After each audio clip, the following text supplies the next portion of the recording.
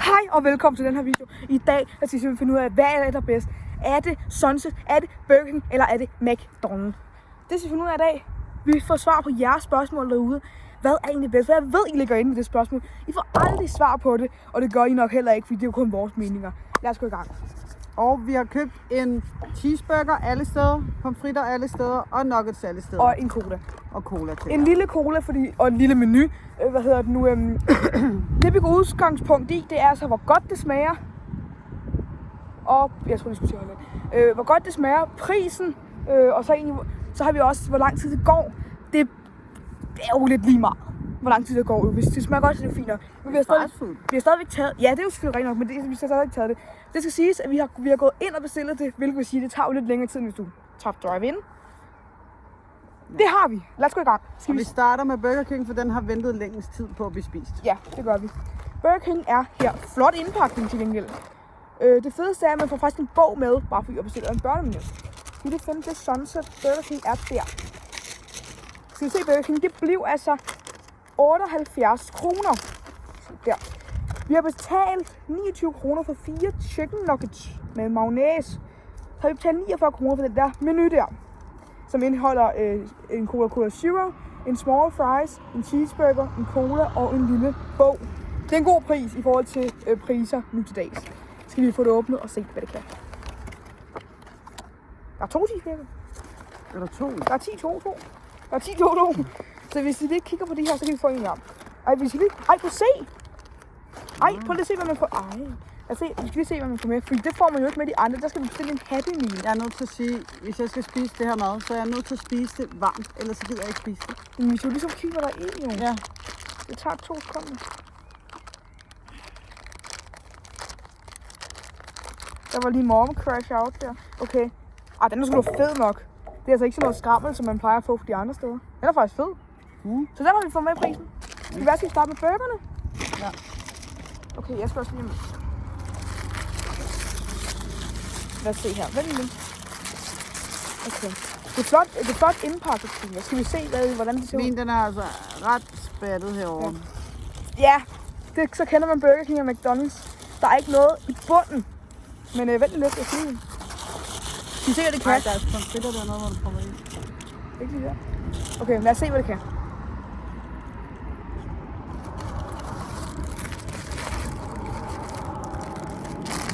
Min er jalapenos i. Tager du på en bid, eller hvad? Mhm.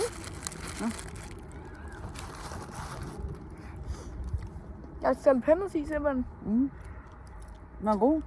Altså, den er god. Men jeg synes, altså, der er lidt med bøffen der. Men altså, det er ikke min favorit. Jeg vil ikke, men altså, jeg smager godt nok. Vi har også bestilt, vi kommer til at give, først kommer vi til at smage det hele, give rating ud. Jeg skal sammen med, lad os give rating for den der. Hvad synes vi om burgeren? Rating fra 1 til 10. Jeg er i hvert fald nødt til at lige tage min vand 2 sekunder, fordi den var stærk. Og vi har faktisk også en cola. Det var den her, der var Burger King. Så det her det er Burger King. Hun kan ikke lide cola, så det er kun mig, der smager colaen. Og vi har bare bestilt en lille alle steder.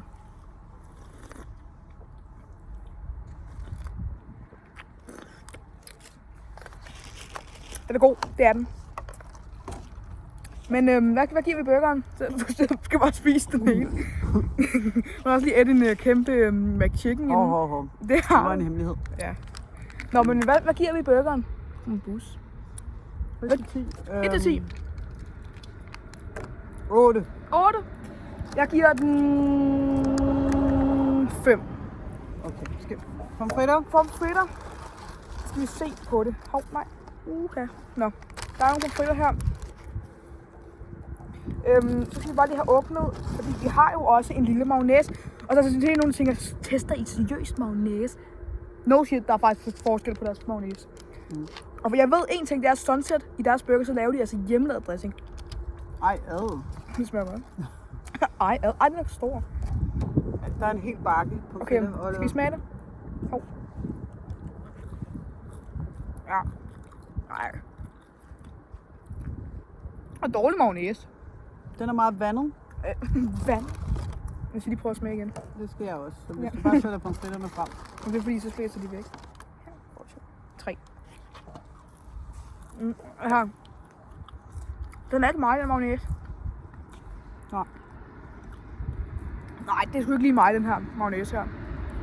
Altså, det er en god portion til en gang lille pomfritter jo. Det skal man altså lige huske at tænke på. Ja. Og jeg ved ikke, pomfritterne er blevet lidt kolde. Det kan også være, det der Det er jo gør, selvfølgelig, at det er ja. lidt nederen. Men jeg synes bare, det er en dårlig, den her. Ja.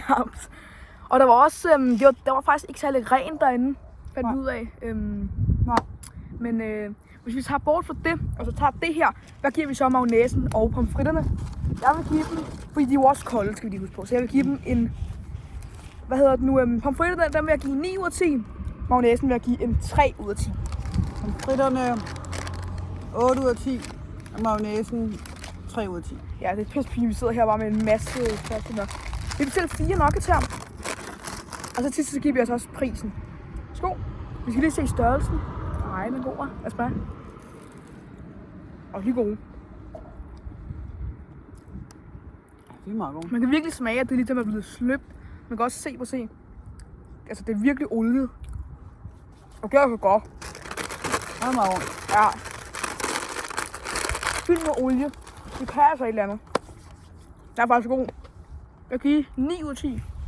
Jeg siger også 9 ud af 10. Der skal være... 10 ud af 10, det er virkelig det der shit, hvor man bare siger, det er det bedste. Ja. Så hvad giver vi overall? Hvis du ikke tænker på prisen, lad os bare tænke på smagen. Hvad giver vi overall? Jeg vil give en solid 7 ud af 10. 8 ud af 10 giver jeg. 8 ud af 10. Så lad os lige kigge på prisen. Nu skal vi give prisen rating. 78 kroner. Det er faktisk sige, at de får en 10 ud af 10. Ja, også mig. Men det er fordi, jeg ved de priserne på de andre, ikke? Og det er mig, der har betalt, så jeg giver også 10 ud af 10.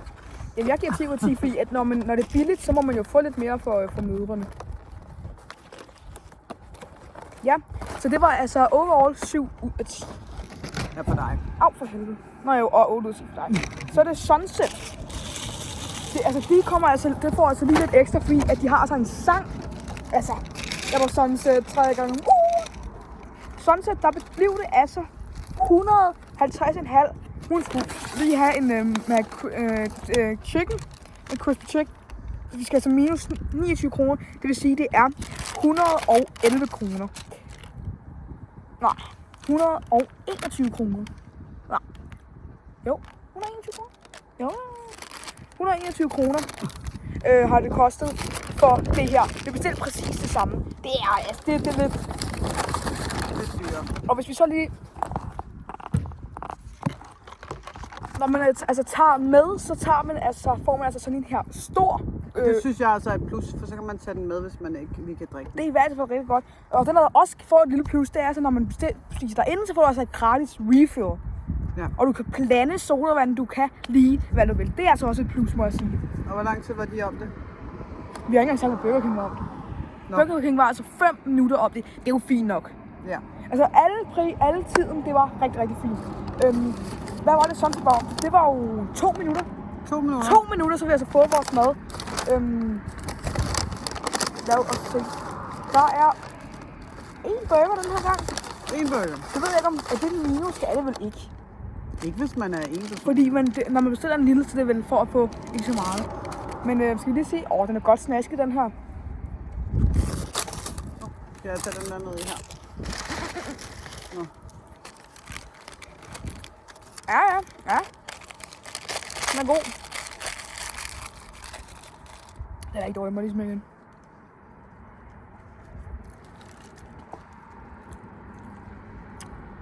Lidt kold, men det er nok bare fordi den har ventet, ikke? Det kan vi ikke rigtig regne med. Ja. Den smager godt. Skal jeg smage? Ej, jeg har lige spist en hel, så jeg tænker, der er også... Ja, oven McChicken. Hov. Så gemmer jeg den her. Jeg har også en burger med. Hvad siger vi om den? Men vi skal lige teste noget.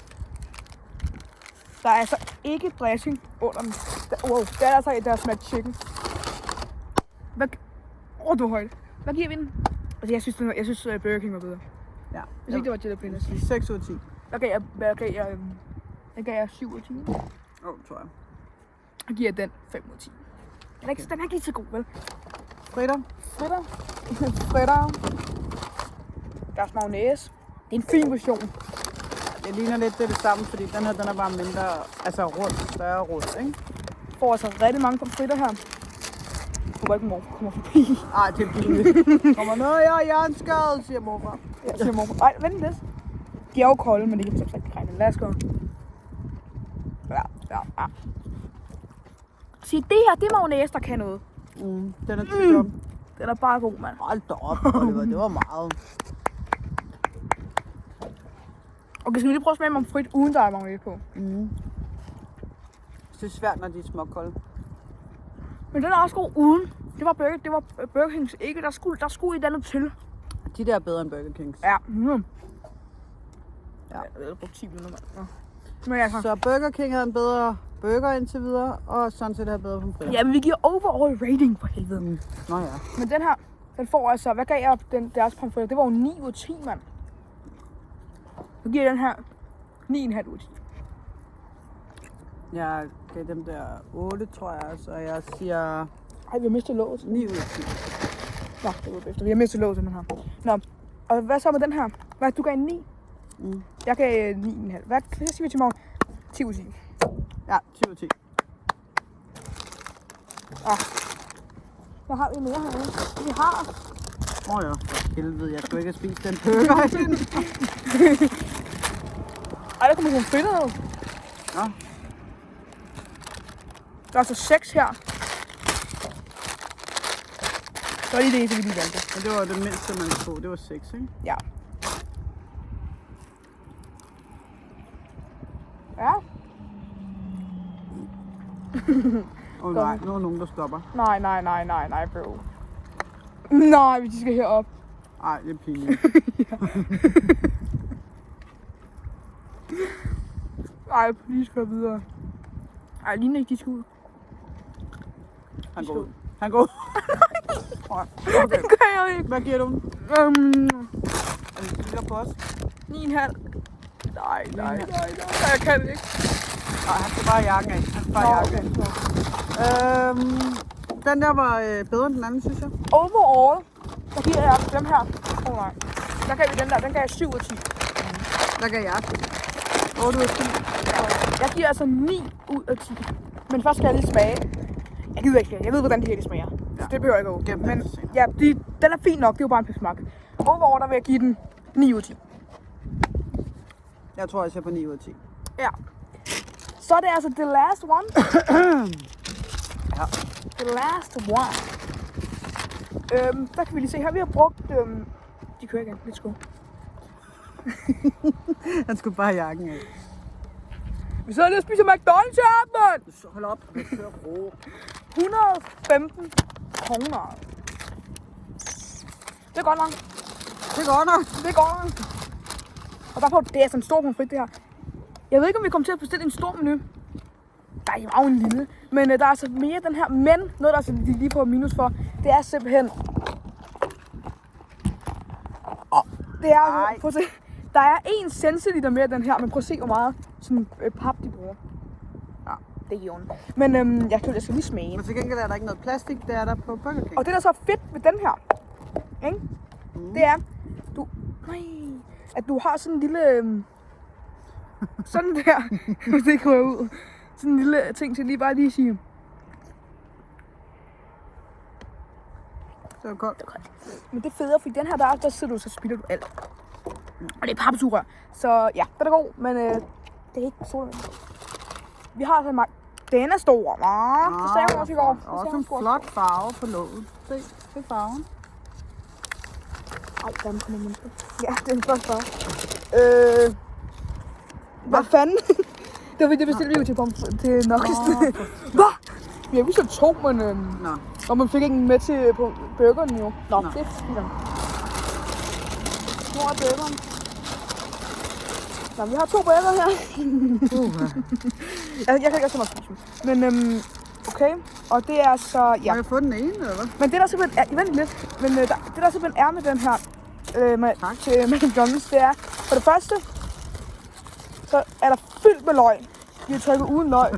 Ved I godt, at det her, det kan vi faktisk klage over. Det kan du få et gavekort. Har der løg i din? Ja. Der er fyldt med løg. Det får det altså virkelig minuspoint for. For det andet, så er der ikke noget på bunden. Og så er der altså sennep og ketchup i den her. Det ser godt nok stenet ud. Lad os smage.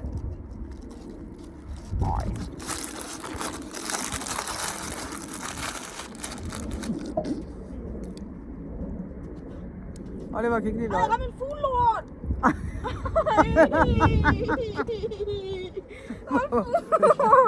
Ej, lad være, Oliver. Stop. Det er ulækkert. Ja, det er det. Jamen, skal det gå over mig, at du ikke kan få noget at se dig for? Du får den burger, det er for fandme lort, mand. 2 ud af fucking 10, mand. Og så også fordi vi trykker uden løg, ikke?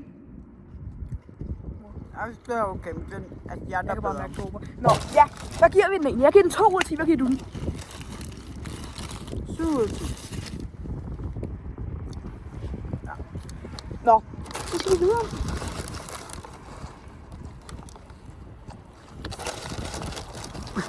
Han kigger også bare op, mand. Ja, der er folk, de tænker, hvad vi laver heroppe. Jeg ved ikke engang, om man må sidde heroppe. Det tror jeg heller ikke, vi må. Men vi er også snart færdige. Vi har gjort det. Ja. Det er sådan en stor en, det her. Og der er bare lidt løg her. Ad. Jeg må slet ikke... Ej, det er ulækkert. Ad. Nå, Frida.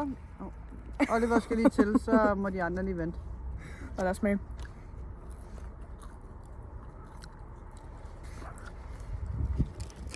Ja. Ej, det er bedre pomfritter. Nej. Jo. Nej. Det er de bedste pomfritter. Nej. Det synes jeg. Nej. 6 ud af 10. 10 ud af 10. Fritter. Det er morfer. Nej. Magnæsen. 9 ud af 10. Så synes jeg 8 ud af 10. Det er faktisk lidt nede med den her, ikke? Når du først har taget hul på den her, så kan du ikke sætte låg på igen. Det kan du ved Sunset. Okay? Ja. Der kan du ved Sunset. Det kan du altså ikke her. Så bliver du ligesom nødt til at lige tage 2 af dem her, og så ellers bare... Ej, svin. Det var for meget. Nå, hvad med nuggets? Og tænk på, alt det her, det skal jeg spise på vej hjem. Nej. Noget af det skal jeg. Jeg har jo ikke fået frokost endnu. Jeg har jo kun fået en hotdog til dem. Det er det, jeg har levet af. Så, nu kan du også lige slappe af. Det var en god fritter. 4 nuggets! Vi rated ikke prisen på Sunset, så det er også lige meget. Kom. Ikke nede på bordet. Nå, jeg prøver så også lige med mayonnaise. Jeg har jo kun spære mayonnaise der, faktisk. Jeg prøver lidt uden. Ja.